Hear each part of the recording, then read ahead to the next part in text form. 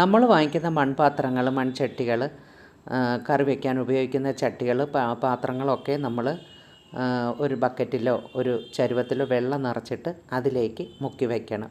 മുക്കി വെച്ച് ഒരു ദിവസം ഫുള്ള് മുക്കി വെച്ച് കഴിഞ്ഞ് പിറ്റേന്നെടുത്ത് നന്നായിട്ട് നമ്മുടെ ഡിഷ് വാഷർ ഉപയോഗിച്ച് കഴുകി എടുത്തു കഴിഞ്ഞാൽ പിന്നെ അത് നന്നായിട്ട് ഉണങ്ങി കിട്ടിയതിന് ശേഷം അതിലേക്ക് ഒരല്പം വെളിച്ചെണ്ണ തേച്ച് കൊടുത്ത് നന്നായി അതിൻ്റെ എല്ലാ ഭാഗത്തും പിറളത്തക്ക രീതിയിൽ നമുക്ക് പുരട്ടിയെടുക്കാം.